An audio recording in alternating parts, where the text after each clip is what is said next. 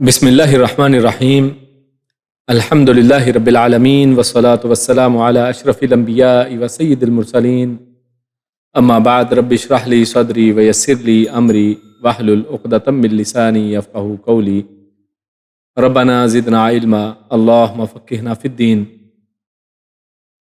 آج ہم انشاءاللہ آسان لسان القرآن کے 39ویں درس میں جملہ فعلیہ کے اندر مرکبات کا استعمال انشاءاللہ سیکھیں گے۔ دعا پڑھ لیتے ہیں۔ اللہم لا سہل الا ما جعلتہ سہلا وانت تجعل الحزن اذا شئت سہلا۔ ابھی تک جو ہم نے جملہ فعلیہ کے حوالے سے پڑھا ہے وہ یہ کہ جملہ فعلیہ اور اس کے اندر ہم نے اس کے مرکبات کے جملہ فعلیہ فعل سے شروع ہوتا ہے، اس کے اندر فاعل بعض اوقات اسی کے اندر اس میں ضمیر کی شکل میں ہوتا ہے، بعض اوقات ظاہر ہو جاتا ہے، اور بعض حالات میں ایسا فعل جس کو مفعول کی بھی ضرورت پڑے، جسے فعل متعدی کہتے ہیں، ہم نے اس کی بات کی تھی۔ اور ہم نے یہ بھی بات کی تھی کہ فاعل جو ہے وہ حالت رفع کے اندر ہمیشہ ہوگا اور مفعول حالت نصب میں ہوگا، اور ہم نے فاعل اور مفعول کے اس میں ضمیر اور اس میں ظاہر کی مثالیں ہم نے دیکھ لی تھیں۔ تو ایک ان میں صرف ایک موضوع ابھی باقی تھا، وہ یہ کہ جب فاعل جو ہے وہ اگر ظاہر ہو جائے، پچھلی دفعہ ہم نے یہ کیا تھا ایگزامپلس کے اندر کہ فاعل جو تھا وہ ضمیر کی شکل میں رہا اور ہم نے مفعول کو ظاہر کر کے اور یا مفعول کو اسماء ضمیر کی شکل میں استعمال کیا۔ اب ہم تھوڑا سا اس کو کمپلیٹ کر کے تو آگے جو آج کا موضوع ہے اس کی طرف چلیں گے۔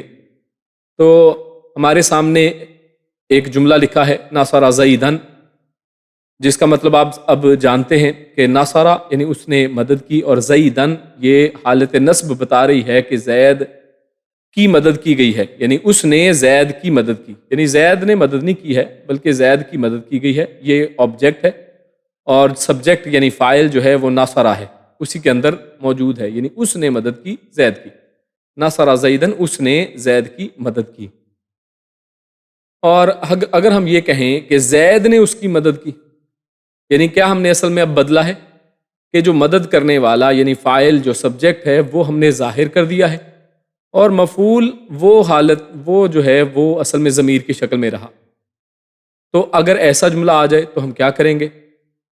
ہم اگر ہوتا کہ زید نے مدد کی تو ہم کہتے ہیں ناصر زیدن، یعنی جب ضمیر جو فاعل ہے وہ اگر ظاہر ہو جائے تو آپ کو پتہ ہے کہ صیغہ نمبر 1 استعمال کر سکتے ہیں اگر مذکر ہو، یا پھر 4 استعمال کر سکتے ہو۔ تو ہم نے ناصرہ یعنی صیغہ نمبر 1 استعمال کیا اور زیدن لکھ دیا ساتھ، یعنی زید نے اس کی مدد کی۔ زید نے ناصر زیدن، زید نے مدد کی۔ اب اس کی مدد کی، یہ اب ہم کہاں پہ لگائیں گے؟ تو ہم نے دیکھا تھا کہ ہو ہم لگا دیتے ہیں ساتھ، ناصر زیدن کے ساتھ اگر ہم ہو لگا دیں تو ہو کا مطلب ہے اس کی مدد، تو اس کی کے لیے ہو لگ جائے گا، لیکن یہ ہو کہاں پہ لگے گا؟ تو ہم نے پچھلی دفعہ یہ بات کی تھی کہ یہ جو ہو یا اس طرح سے جو اسماء ضمیر کا ہم نے چارٹ پچھلی دفعہ پڑھا تھا، جو ہمارے سامنے اسکرین پہ یلو کلر کے اندر لیفٹ کارنر میں ہے، ہو ہما ہم ہا ہما ہننا کا کما کم کی کما کننا اور نی اور نا۔ تو ہم نے یہ بات کی تھی کہ یہ اٹیچڈ ضمائر ہوتے ہیں، یعنی ایسے پروناؤنز ہیں جو اٹیچ ہو کے کسی بھی فعل کے ساتھ لگتے ہیں، یعنی علیحدہ سے ان کو ہم نہیں لکھ سکتے۔ تو اس کا مطلب ہو کو ہم نے کسی چیز کے ساتھ لگانا ہے، تو وہ اصل میں کون سی چیز ہوگی جس کے ساتھ لگے گا؟ تو وہ آپ نے بس یاد رکھ لینا ہے، بہت ہی آسان ہے کہ وہ ہم جو فعل تھا فعل کے ساتھ اس کو اٹیچ کر دیں گے۔ تو کیا ہو جائے گا؟ ناصر زیدن کی بجائے یہ ہو اٹیچ ہو جائے گا تو بن جائے گا ناصرہ زیدن، ناصرہ زیدن۔ اور اب زیدن کی جو تنوین تھی وہ بتا رہی ہے کہ یہ فاعل ہے، یہ سبجیکٹ ہے، اس نے مدد کی ہے، اور کس کی مدد کی ہے؟ ہو۔ اور یہ ہو کس کے ساتھ اٹیچ ہوگا ہمیشہ؟ یہ جو ہمارے پاس ورب ہے، جو فعل ہے، جو ایکشن ہے، ایکشن ورڈ ہے، اس کے ساتھ یہ اٹیچ ہو جائے گی۔ اب ہم اسی کو تھوڑا اور سمجھتے ہیں چند مثالوں کے ساتھ۔ مثال ہم لیتے ہیں کہ لوگوں نے اس کی مدد کی۔ پہلے کیا تھا؟ زید نے اس کی مدد کی، اب زید کی جگہ پہ ہم کہتے ہیں لوگوں نے اس کی مدد کی۔ تو ہم پہلے کیا بنائیں گے؟ لوگوں نے مدد کی۔ تو لوگوں نے مدد کی کہنا تو کیا کہیں گے ہم؟ ناصر الناسو، ناصرہ مدد کی، الناسو لوگوں نے۔ اب حالانکہ لوگ جمع ہے لیکن اس کے باوجود ہم دیکھیں پہلا والا صیغہ لے رہے ہیں، کیونکہ ہم نے بات کی تھی کہ اس میں ظاہر ہو تو صیغہ 1 یا پھر 4 آئے گا، اگر مذکر ہے میل ہے تو نمبر 1 اور اگر فیمیل ہے تو نمبر 4۔ تو ناصرہ، تو ناصر الناس، لوگوں نے مدد کی، اب کہنا ہے اس کی مدد، تو ہو اس میں پلس کر دیں گے، کیسے آئے گا؟ ناصرہ، یہاں پہ لگ جائے گا ناصرہ الناس، ناصرہ الناس، لوگوں نے اس کی مدد کی۔ تو اب اسی طرح کے، اسی کنسٹرکشن کے اوپر، اسی انداز میں بنائے ہوئے چند جملے ہم قرآن کریم میں سے دیکھتے ہیں، تاکہ ہمیں جب قرآن پڑھیں تو پہچان ہو اور ہم اس کے معنی کو سمجھ سکیں۔ تو مثال کے طور پہ ہمارے سامنے ہے سورۃ البقرہ کی آیت نمبر 101، جاءہم رسول، جاءہم رسول۔ تو اب یہ دیکھیے، یہ وہی چیز ہے، ناصر زید جیسے پہلے کہا تھا، تو ہم نے کہا جاء رسول، جاء رسول، یعنی رسول نے مدد کی۔ کس کی مدد کی؟ وہ تھا ان سب کی۔ تو یہ دیکھیں، ہما ہم، یعنی میل میں جو پلورل ہوتا ہے اس کے لیے ہم ہے، تو ہم نے ہم جو ہے وہ کس کے ساتھ لگانا تھا؟ پلس کس کے ساتھ کرنا تھا؟ جو اصل ایکشن ورڈ ہے یعنی ورب ہے اس کے ساتھ، تو جا آ کے ساتھ اس کو اٹیچ کر دیا، جا آہم، تو یہ اکٹھا لفظ ایک بن گیا، جا آہم رسول۔ اور رسول کی تنوین بتا رہی ہے کہ یہ سبجیکٹ ہے، اس نے مدد کی ہے، یعنی رسول نے ان سب کی مدد کی۔ اسی طرح سورۃ البقرہ کی آیت نمبر 93 میں ہمارے سامنے ایک بات آتی ہے کہ جاءکم موسیٰ، تو اب آپ خود ترجمہ کر سکتے ہیں کہ جاء موسیٰ۔ اب غور کریں، یہاں پہ تنوین حالانکہ نہیں ہے، کیوں؟ کیونکہ ہم نے بات کی تھی کہ بعض اسم ایسے ہوتے ہیں، بعض ناؤنز ایسے ہوتے ہیں کہ جن کی تینوں حالتیں ایک ہی رہتی ہیں، حالت رفع، نصب اور جر ایک ہی جیسی ہوتی ہے، یعنی جن کو ہم کہتے ہیں مبنی۔ تو یہ موسیٰ، موسیٰ، موسیٰ، یہ حالت رفع، نصب، جر میں موسیٰ ہی رہتا ہے۔ تو جاءکم، کم بتا رہا ہے کہ یہ اس کے ساتھ اٹیچ ہو گیا، تو مطلب یہ مفعول ہے، یہ آبجیکٹ ہے، یہ سبجیکٹ ہے، اس نے مدد کی ہے، یعنی موسیٰ علیہ السلام نے مدد کی، کس کی؟ کم۔ اور کم کیا ہے؟ کا کما کم، یعنی کا تم ایک نے، کما تم دونوں نے، کم تم سب نے، یعنی موسیٰ علیہ السلام آئے، کم تمہارے سب کے پاس، موسیٰ علیہ السلام تم سب کے پاس آئے، جاءہم رسول، رسول ان سب کے پاس، یہاں پہ تھا ان سب کے پاس آئے، یہاں پر کم کہہ کے تم سب کے پاس آئے، تو تم کہنا ہو تو کم میں سے لے لیں گے، اور یعنی ان کہنا ہو تو ہم، یعنی اس چارٹ میں سے ہم نے ضمیر اٹھانا ہے مفعول کے لیے اور وہ یہاں پہ فٹ کر دینا۔ اسی طرح ہمارے سامنے ایک اور ایگزامپل ہے، سورۃ الانفال کی آیت نمبر 10 ہے کہ وما جعلہ اللہ الا بشرا۔ یہ جنگ بدر کے تناظر میں بات ہو رہی ہے کہ اللہ رب العزت نے فرشتوں کے ذریعے سے ان کی جب مدد کی ہے اور بارش ہو گئی، اور بڑا اللہ رب العزت نے جو مدد کی اس کے حوالے سے کہ یہ بشرا، یعنی ایک خوشخبری کے طور پر یہ چیزیں آئی ہیں، تو اللہ نے بتایا کہ جعلہ اللہ۔ اب یہ جملہ بس دیکھیں، باقی کو ابھی رہنے دیں۔ جعلہ اللہ، تو جعلہ جیسے ہم نے کہا ناصارہ، تو ویسے ہی جعلہ ہے، اور اللہ یہ بتا رہا ہے کہ یہ سبجیکٹ ہے، یعنی جعل اللہ، اللہ نے کر دیا، کس کو کر دیا؟ اس کو، کس کو؟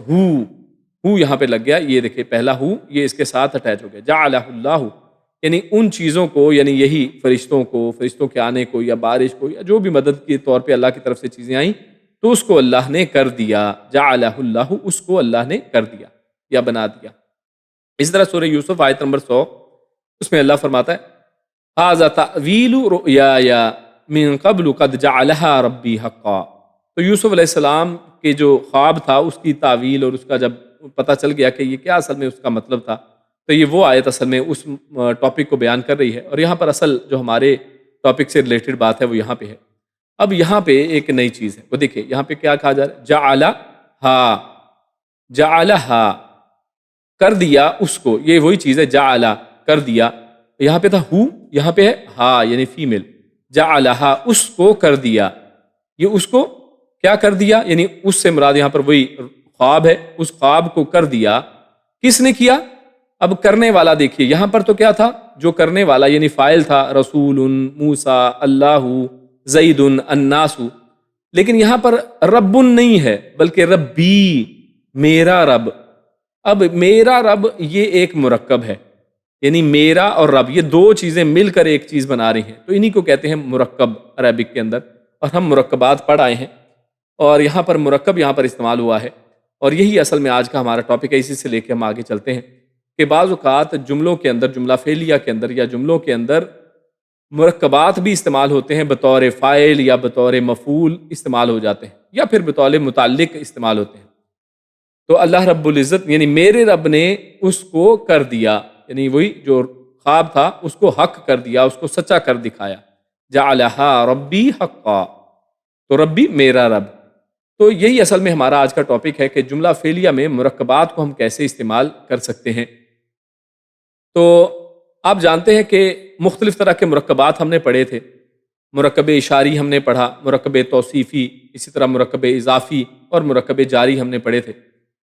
تو یہ مختلف مرکبات ہیں اور یہ مختلف مرکبات مختلف کاموں کے لیے کسی بھی جملہ فعلیہ کے اندر استعمال ہو سکتے ہیں۔ ہمارے سامنے ابھی ایک جملہ لکھا ہے، خلقتنی من نار۔ یہ قرآن مجید میں سے ایک جملہ ہے، معروف ہے کہ شیطان اللہ رب العزت سے بات کرتا ہے، اللہ کو کیا کہتا ہے کہ تو نے مجھے آگ سے پیدا کیا، خلقتنی من نار وخلقتہ من طین، کہ مجھے تو نے آگ سے پیدا کیا اور اس کو تم نے طین سے یعنی مٹی سے پیدا کیا۔ تو یہاں پر خلقتنی، پہلے تو اس کو غور سے دیکھ لیں، تو یہ کیا ہے؟ خلقتا۔ خلقتا کا مطلب کیا ہے؟ کہ تو نے پیدا کیا، خلقتا۔ وہی خالقہ کی گردان پوری ہم دیکھیں تو خلقہ، خلقا، خلقو، خلقت، خلقتا، خلقنا، خلقتا، خلقتما، خلقتم۔ تو خلقتا یعنی تو اکیلے ایک مرد نے پیدا کیا۔ تو یہاں پر اس سے مراد اصل میں اللہ رب العزت کی ذات کو کے متعلق بات ہو رہی ہے کہ تو نے پیدا کیا، نی۔ اور یہ ہم نے پچھلی دفعہ پڑھا تھا کہ یہی جو ہمارے سامنے جو ضمائر ہیں، ضمائر کا چارٹ آپ کے سامنے ہے، تو یہاں پر ہم نے بات کی تھی جب میرے کی بات آتی ہے تو ہم چھوٹی یہ کی بجائے نی استعمال کرتے ہیں، اور ہم کہنا ہو زیادہ ہوں تو نا کہیں گے۔ نی یعنی میں اور نا یعنی ہم، تو وہی نی یہاں پر خلقتا کے ساتھ استعمال ہوئی ہے۔ خلقتنی یعنی تو نے پیدا کیا، نی مجھے، یعنی مفعول اس کے ساتھ ہی اٹیچ کر دیا گیا ہے، اور اس میں جو فاعل تھا وہ اسی کے اندر چھپا ہوا ہے ضمیر کی شکل میں، خلقتنی تو نے پیدا کیا مجھے۔ اب من نارن، من سے، نارن آگ۔ تو من نارن کیا ہے؟ آپ کو پتا ہے کہ من حروف جر میں سے ہے۔ ہم نے حروف جر 11 پڑھے تھے، ہم نے کہا تھا کہ 17 ٹوٹل حروف جر ہیں، ان میں سے 11 جو ہیں قرآن کریم میں اکثر استعمال ہوئے ہیں، تو ہم نے وہ 11 حروف جر پڑھے تھے، یعنی ایسے حروف کہ جو اپنے بعد والے اسم کو حالت جر میں لے جاتے ہیں، ان کو حروف جر کہتے ہیں، اور اس مرکب کو ہم نے اس کا نام دیا تھا مرکب جاری۔ تو جار اور مجرور سے بن کے مل کے ایک مرکب جاری بنتا ہے۔ من نارن آگ سے، من سے، اور من کی وجہ سے نارن کی بجائے نارن بن گیا ہے، یعنی حالت جر کے اندر چلا گیا ہے۔ تو یہ مرکب جاری ہے، اور غور کریں مرکب جاری جب ہمارے جملہ فعلیہ کے اندر آیا ہے تو یہ بطور کس کے آیا؟ غور کریں، کیا یہ فاعل بن کے آیا؟ نہیں، فاعل تو خلقتا، تو نے پیدا کیا، فاعل تو اس کے اندر ہی موجود تھا، یعنی اللہ رب العزت کی ذات کے بارے میں جو بات ہو رہی ہے، تو نے پیدا کیا، تو اس کے اندر ہی ہے۔ کس کو پیدا کیا؟ نی، مجھے، یہ بھی اس کے اندر ہے، مفعول بھی اسی کے اندر ہے۔ تو من نارن پھر کیا ہے؟ تو یہ متعلق ہے، یعنی اسی جملے کے متعلق جو دیگر اضافی خبر دی جا رہی ہے وہ اصل میں من نارن ہے۔ یعنی آپ اب یہاں سے ایک چیز جو یاد رکھیں گے وہ یہ کہ جملہ فعلیہ کے اندر جو مرکب جاری ہے، یعنی کوئی بھی ایسا مرکب جس کے اندر حروف جر استعمال ہوتے ہیں، جار اور مجرور سے مل کے جو بنتا ہے، اور جس میں جو مجرور ہے یعنی جو جار کے بعد آنے والا جو اسم ہے وہ حالت جر میں ہو، وہ مرکب جاری کہلائے گا۔ اور ایسا مرکب ہمیشہ جملہ فعلیہ کے اندر کیا بن کے آئے گا؟ متعلق بن کے، متعلق فعل، یعنی وہ متعلق بن کے جملے کے متعلق بات بتا رہا ہے۔ آپ اس کو آسان انداز میں سمجھیں تو یہ جملے کے متعلق مزید کچھ بات ہمارے سامنے کھول کے رکھ رہا ہے۔ خلقتنی من نارن، کہ تو نے مجھے پیدا کیا آگ سے۔ اب یہاں پر ایک مزید یاد رکھنے کی بات یہ ہے کہ یہ تو ہم نے مرکب جاری کی بات کر لی، تو یہ جو 30 ہے تو کیا یہ بہت مشکل ہو جائے گی بات کہ سب مرکب کہاں کہاں استعمال ہوتے ہیں؟ نہیں، صرف مرکب جاری کے بارے میں آپ یہ یاد رکھیں کہ یہ صرف متعلق بن کے آتا ہے، جبکہ جو باقی 3 مرکب ہم نے سیکھے تھے پہلے، مرکب توصیفی، مرکب اضافی، مرکب اشاری، یہ تینوں فاعل یا مفعول کے طور پہ آ سکتے ہیں۔ یعنی یہ مرکب جاری یہ تو صرف متعلق بن کے آئے گا، جبکہ جو ہمارے دیگر 3 مرکبات ہیں یہ ہمیشہ صرف فاعل یا مفعول بن کے آئیں گے، یعنی ان میں چاہے فاعل بن کے آ جائیں چاہے مفعول بن کے آ جائے، ان کو کسی بھی طریقے سے استعمال کیا جا سکتا ہے جیسے ضرورت ہو جملے کے اندر، یعنی ان کے اوپر کوئی پابندی نہیں ہے۔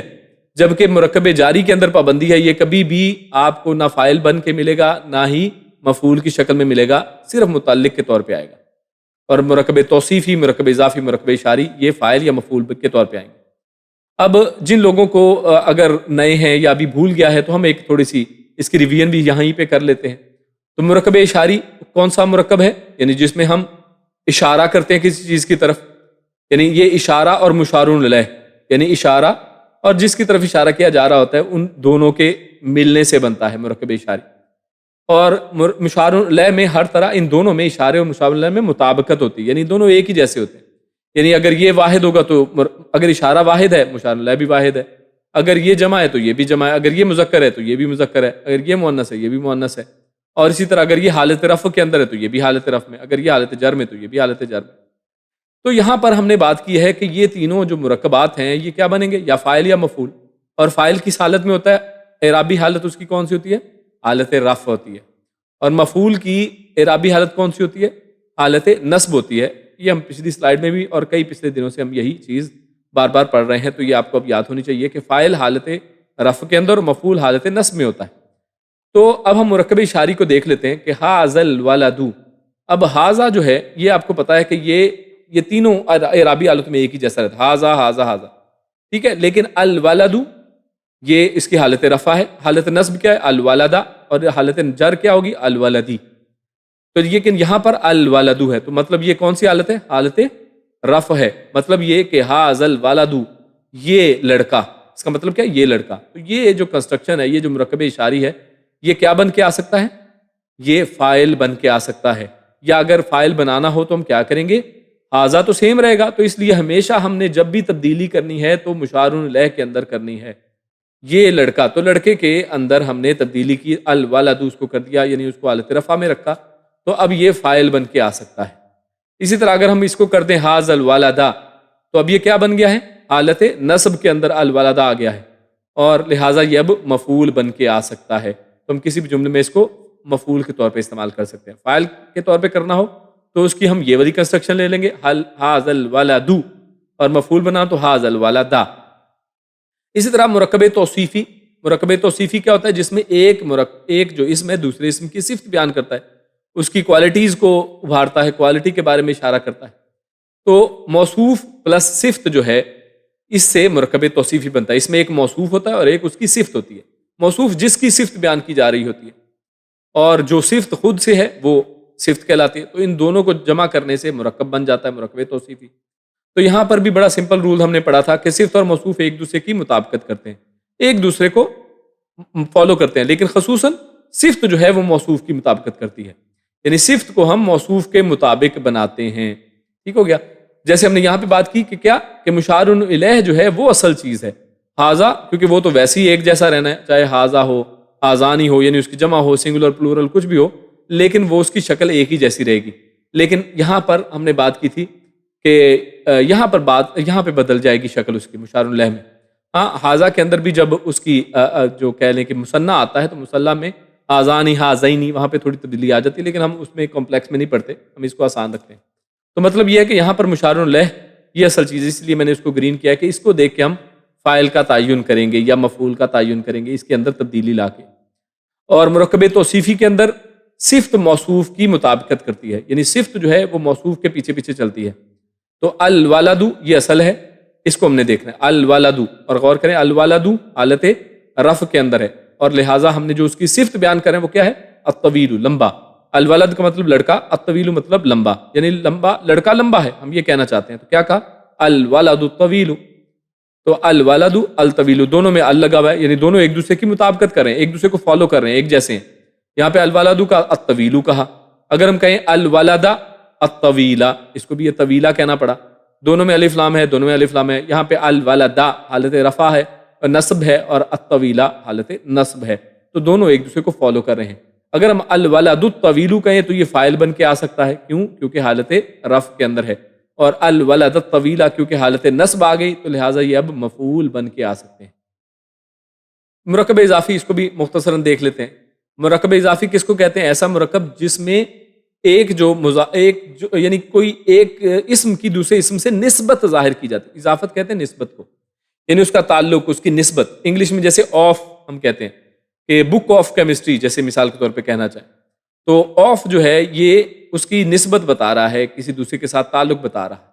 تو یہ عربک میں مضاف اور مضاف الیہ، یعنی مضاف اضافت ہے اور مضاف الیہ جس کی طرف نسبت کی گئی ہے. تو مضاف بغیر، اور ہم نے اس میں چیزیں پڑھی تھی کہ مضاف جو ہوتا ہے یعنی شروع میں جو آتا ہے مرکب اضافی میں، وہ ہمیشہ الف لام کے بغیر، یعنی جیسے الولد میں تو الف لام یوز کر لیا ہم نے، ولد کو الولد بنا لیا، لیکن یہاں پہ مضاف میں الف لام کبھی بھی نہیں آ سکتا. دوسری بات یہ کہ اس کے آخر میں جیسے اگر ہو، جیسے نارن، جیسے نارن یہ لفظ ہیں، تو نارن تنوین آ گئی تو تنوین نہیں آئے گی کبھی بھی. اور اسی طرح ہم نے یہ بھی بات کی تھی کہ اس کے آخر میں اگر وہ مثنیٰ ہے یا جمع ہے تو اس میں آنی یا عینی وغیرہ کی ساؤنڈ ہے تو نون کی ساؤنڈ نہیں آئے گی، نون کو ہم ڈیلیٹ کر دیں گے، ریموو کر دیں گے. جبکہ مضاف الیہ حالت جر میں رہے گا. یہ ہم نے ایک ہی اس کے اندر اصول اور شرط پڑھی تھی کہ مضاف الیہ کی سمپل ایک ہی شرط ہے کہ ہمیشہ یہ حالت جر میں رہتا ہے، یعنی اس کی حالت جر ہوگی، اسی سے پہچان جائیں گے کہ یہ مضاف الیہ ہے. مثال کے طور پہ ابن زید، زید کا بیٹا. اب یہ ایک کیا ہے؟ مرکب اضافی ہے، جس میں بیٹے کی نسبت کس کی طرف کی جا رہی ہے؟ زید کی طرف، کہ زید کا بیٹا ہے.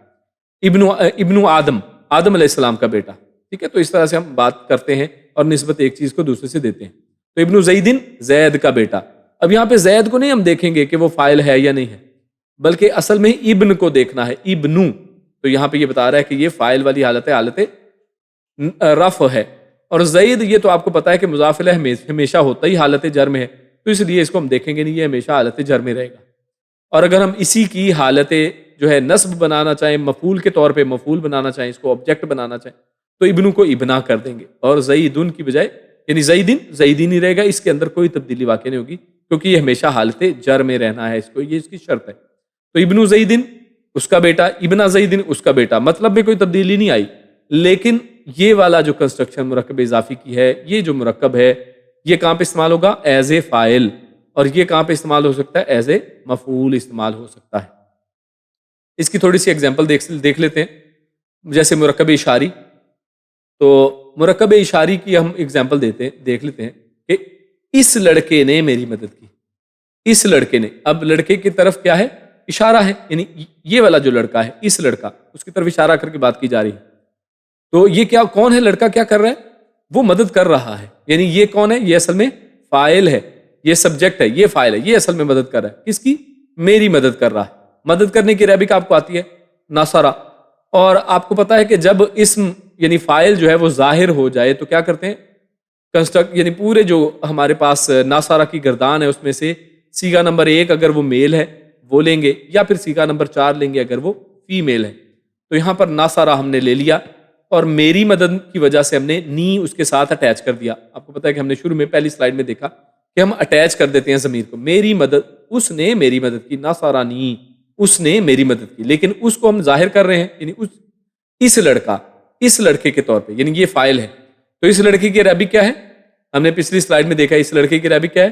حاذل والدو. تو یہاں پر والدو ہم یوز کریں گے، والدا والی آپشن استعمال نہیں کریں گے، کیونکہ یہاں پر جو فاعل ہے وہ حالت رفع کے اندر ہمیشہ ہوگا حاذل والدو. اگر ہم کر دیں حاذل والدا تو یہ مفعول بن جائے گا، تو لہٰذا وہ غلط ہو جائے گی کنسٹرکشن. تو یہاں پر حاذل والدو، اس لڑکے نے میری مدد کی. ناصرانی حاذل والدو، اس لڑکے نے میری مدد کی. تو ایک پورا جملہ دیکھیے، کتنا لمبا جملہ آپ آرام سے بنا سکتے ہیں اگر ان کو تھوڑا تھوڑا کر کے ہم دیکھیے آگے بڑھے ہیں. اگر یہ ان سلائیڈز کو یا ان جو ہمارے جو پچھلے لیکچرز ہیں ان کو آپ ایک ایک کر کے دوبارہ سے غور سے دیکھیں تو بڑی ایک ترتیب کے ساتھ ہم اب جملوں کو سمجھنا شروع ہو گئے ہیں، جملوں کو بنا سکتے ہیں. اور اگر کسی کو ابھی بھی کنفیوژن ہے، آپ دوبارہ پچھلی سلائیڈز میں جائیں، پچھلے اپنے دروس کے اندر جائیں، ایک دفعہ دوبارہ گو تھرو ہو کے آئیں، آپ کو سارا کلیئر ہو جائے گا. اب ہم اس کو مزید سمجھتے ہیں. اب ہم اس لڑکے نے کی بجائے کہہ رہے ہیں ان سب نے اس لڑکے کی مدد کی. اب جو مدد کر رہے ہیں وہ کون ہے؟ ان سب یا ان سب نے. ان سب نے مدد کی ہے، ان سب نے مدد کی ہے. تو مدد کرنے والے یہاں پر کیا ہیں؟ ضمیر ہیں، یعنی فاعل سبجیکٹ جو ہے وہ بطور ضمیر ہے. یعنی صیغہ نمبر 1 سے 14 تک ہم کوئی بھی استعمال کر سکتے جو ان سب کے لیے موضوع ہے. یعنی ان سب یعنی جمع کا صیغہ، تو مطلب کیا؟ ناصارو، ان سب نے مدد کی. ناصارو، ان سب نے مدد کی. اب کس کی مدد کی ہے؟ مفعول یعنی آبجیکٹ. آبجیکٹ کون ہے؟ اس لڑکا، یعنی وہی جو شروع میں تھا، اس لڑکا یعنی حاذل ولد. لیکن یہاں پہ اب کیونکہ یہ مفعول بن کے آ رہا ہے، کیونکہ یہاں پہ اب وہ آبجیکٹ بن کے آ رہا ہے، تو اب کیا ہوگا؟ حاذل ولدا، حاذل ولدا. غور کریں، صرف اتنا سا فرق آیا ہے، اس سے یہ فاعل سے مفعول بن گیا ہے. نصرانی حاذل ولدو، یعنی اس لڑکے نے میری مدد کی. لیکن ہم کہہ رہے ہیں کہ ان سب نے اس لڑکے کی مدد کی، تو کیا کہیں گے؟ نصرو، ان سب نے مدد کی. حاذل ولدا، اس لڑکے کی، ان سب نے اس لڑکے کی مدد کی. اسی طرح مرکب توصیفی کے ہم ایگزامپل لے لیتے ہیں ایک دو. تو ہمارے سامنے ایگزامپل ہے کہ لمبے لڑکے نے اس کو مارا. لمبا لڑکا ہم نے پچھلے اسکرین شاٹ میں، پچھلی جو پریزنٹیشن میں ہم نے دیکھا کہ لمبے لڑکے کی عربی کیا ہے؟ الولد الطویل، لمبا لڑکا۔ تو اب یہاں پہ فاعل کون ہے؟ کام کرنے والا کون ہے؟ لمبا لڑکا۔ لمبے لڑکے نے اس کو مارا ہے، یعنی مارنے کا کام جو ہے کس نے کیا؟ لمبے لڑکے نے۔ تو یہ فاعل ہے، تو لہٰذا فاعل ظاہر ہو گیا۔ تو مارنے کی جو عربک ہے، وہ جو ورب ہے، اس کے گردان میں سے پہلا صیغہ لے لیں گے کیونکہ وہ مذکر ہے۔ تو کس کو مارا ہے؟ اس کو۔ تو یہ ضمیر ہے، تو لہٰذا ضمیر ساتھ ہی اٹیچ ہو جائے گا، اٹیچ ضمیر آ جائے گا۔ ضربہ، اس کو اس نے مارا۔ اس کا ترجمہ کیا ہے؟ ضربہ، اس نے اس کو مارا۔ لیکن یہ جو اس نے تھا، اس کو ہم ظاہر کر رہے ہیں، یعنی وہ کون ہے؟ لمبا لڑکا۔ تو لمبے لڑکے کے عربک آگے لکھ دیں گے الولد الطویل، ضربہ الولد الطویل۔ تو اب اگر ہم اس کو جوڑ کے پڑھنا چاہیں تو کیا کہیں گے؟ ضربہ الولد الطویل۔ خیر اس کمپلیکسٹی میں آپ نہ پڑھیں، سمپل بات ہے، ضربہ الولد الطویل، اس کو مارا ایک لمبے لڑکے نے، ایک لمبے لڑکے نے اس کو مارا۔ تو یہ دیکھیں ایک لمبا جملہ جو ہے بڑے آسانی سے اب آپ بنا رہے ہیں۔ اسی طرح ہم نے دیکھا کہ ہم نے لمبے لڑکے کی مدد کی۔ اب جملے کو ہم تھوڑا ٹویسٹ دیتے ہیں کہ ہم نے لمبے لڑکے کی مدد کی۔ وہی جو لمبا لڑکا تھا جس کو ابھی جس نے مارا تھا، اب ہم نے اس کی مدد کی ہے۔ تو کیسے مدد کر رہے ہیں ہم؟ کہ اب لمبے لڑکے کی مدد کی جا رہی ہے، یعنی لمبا لڑکا اب کون ہے؟ مفعول ہے۔ مدد کرنے والا کون ہے؟ ہم۔ تو ہم نے مدد کی، اصل جملہ کیا بنے گا؟ ہم نے مدد کی۔ تو اس کا پہلے جملہ بنا لیتے ہیں۔ تو نصرنا، تو نصرہ کا جو ہمارے سامنے جو گردان تھی، تو جب ہم کہتے ہیں کہ فاعل اس میں ضمیر ہے تو ہم 1 سے 14 تک کے پوری گردان میں سے اس کا اپروپریٹ جو ہے گردان میں سے وہ صیغہ وہ اٹھا لیتے ہیں۔ تو یہ آخری صیغہ 14واں صیغہ نصرہ، نصرا، نصرو، نصرت، نصرتا، نصرنا، نصرتا، نصرتما، نصرتم، نصرتی، نصرتما، نصرتن، نصرتو، نصرنا، ہم نے مدد کی۔ نصرنا، ہم نے مدد کی، یہ ہم نے یوز کر لیا۔ اور لمبا لڑکا بطور مفعول، الولد الطویل، الولد الطویل، تو یہ مفعول بن گیا، ہم نے لمبے لڑکے کی مدد کی۔ اب مرکب اضافی کو ہم اسی طرح مثالوں سے سمجھ لیتے ہیں۔ مرکب اضافی جس میں ایک اسم کو دوسرے سے نسبت دی گئی ہوتی ہے، جیسے زید کے بیٹے نے اس کی مدد کی، زید کے بیٹے نے اس کی مدد کی۔ تو مدد کرنے والا کون ہے؟ زید کا بیٹا، یعنی یہ فاعل ہے، مدد کر رہا ہے کس کی؟ اس کی۔ تو نصرہ، نصرہ، اس کی مدد کی، کس نے؟ زید کے بیٹے نے۔ تو زید کا بیٹا ابن زیدن، ابن زیدن، زید کا بیٹا۔ غور کیجئے زید میں ہم نے کوئی تبدیلی نہیں کرنی کیونکہ یہ حالت جر میں رہے گا۔ یہ حالت جر میں کیوں رہ رہا ہے؟ کیونکہ ہم نے بات کی تھی کہ مضاف اور مضاف الیہ یعنی اضافت جس کی طرف ہوتی ہے وہ حالت جر میں ہی رہتا ہے۔ اس کے اندر ہم تبدیلی کر سکتے ہیں، ابن زیدن، زید کا بیٹا، نصرہ، اس کی مدد کی کس نے؟ ابن زیدن، زید کے بیٹے نے۔ اب آگے ہم چلتے ہیں، ہم نے کہا کہ تم نے زید کے بیٹے کی مدد کی، تم نے مدد کی۔ تو تم نے کی عربی کے ہمارے سامنے کیا ہے؟ نصرتا، تو نے مدد کی، تم نے مدد کی کس کی؟ زید کے بیٹے کی۔ اب زید کا بیٹا کیا بن گیا ہے؟ مفعول۔ تو کیسے آئے گا؟ ابنو کی بجائے کیا آئے گا؟ ابنا، ابن زیدن، نصرتا ابن زیدن، تو نے یا تم نے زید کے بیٹے کی مدد کی۔ اس طرح ایک اور جملہ ہم دیکھتے ہیں کہ میں نے اس کے بیٹے کی مدد کی۔ اب کون مدد کر رہا ہے؟ میں۔ کس کی مدد کر رہا ہے؟ اس کے بیٹے، اس کا جو بیٹا ہے اس کی میں نے مدد کی ہے۔ تو پہلے ہم جملہ بنا لیتے ہیں میں نے مدد کی۔ تو میں نے مدد کی کا عربی کیا ہے؟ نصرتو، یعنی سیکنڈ لاسٹ 13واں صیغہ ہے یہ، نصرتو، میں نے مدد کی۔ کس کی مدد کی ہے؟ اس کا بیٹا۔ تو یہ مفعول ہے، اس کا بیٹا۔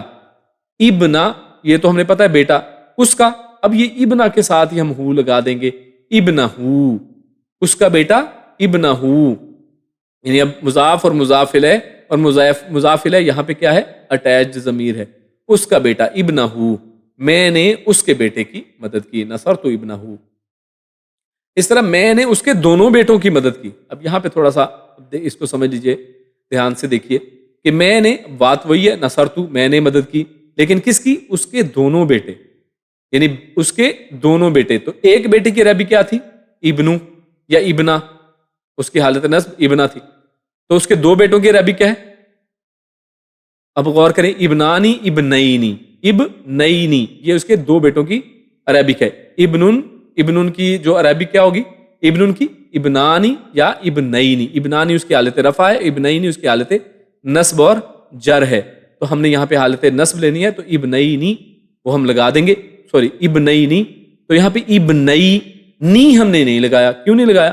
ہم نے پچھلے صفحے میں دیکھا تھا کہ مرکب اضافی میں یہ شرط ہے مضاف کی کہ اس میں جب مثنیٰ یا جمع کا صیغے میں آخر میں نون آتا ہے ابنئی نی، تو وہ نون ہم ڈیلیٹ کر دیں گے، ہٹا دیں گے، تو ابنئی باقی بچ گیا صرف. ابنئی نی میں سے جو نی تھا نون وہ ڈیلیٹ کر دیا، ابنئی باقی بچا، اور اس کے ساتھ وہ جیسے ہو تھا یہاں پہ ہی لگا دیا. ابنئی ہی نصرت ابنئی ہی، میں نے اس کے دونوں بیٹوں کی مدد کی. اچھا، اسی طرح میں نے اس کے بیٹوں کی مدد کی، یعنی دونوں اب کاٹ دیا. کیا مطلب؟ اردو میں ہم اس کو سمجھتے ہیں اچھی طرح کہ جب دونوں نہیں لکھا ہوا تو مطلب جمع یہاں پہ بات ہو رہی ہے، یعنی میں نے اس کے بہت سے بیٹوں کی مدد کی، مطلب یہی ہے کہ جمع کا صیغہ یہاں پہ. تو میں نے مدد کی وہ سمپل ہے، نصرتو وہی سیم چیز. اب اس کے بیٹے جو ہیں اس کی عربی کیا ہوتی ہے؟ بنونا. اور بنونا اس کا حالت نصب کیا ہوگی؟ بنینا. بنونا کی حالت نصب کیا؟ بنینا. تو بنینا میں بنی ہم صرف لیں گے، نون آخری ڈیلیٹ کر دیں گے، بنی اور آخر میں ہی وہ لگا دی، اس کی جو عربک تھی وہ لگا دی بنی ہی اس کے بیٹے. بنی ہی اس کے بیٹے. نصرت بنی ہی، میں نے اس کے سب بیٹوں کی مدد کی یا بہت سے بیٹوں کی مدد کی. تو یہ چارٹ یا یہ اسکرین شاٹ اگر آپ اپنے پاس رکھ لیں، اس کو سمجھنے کے لیے اس کے اوپر غور کریں، تو اسی انداز میں آپ بہت سے جملے بنا سکتے ہیں.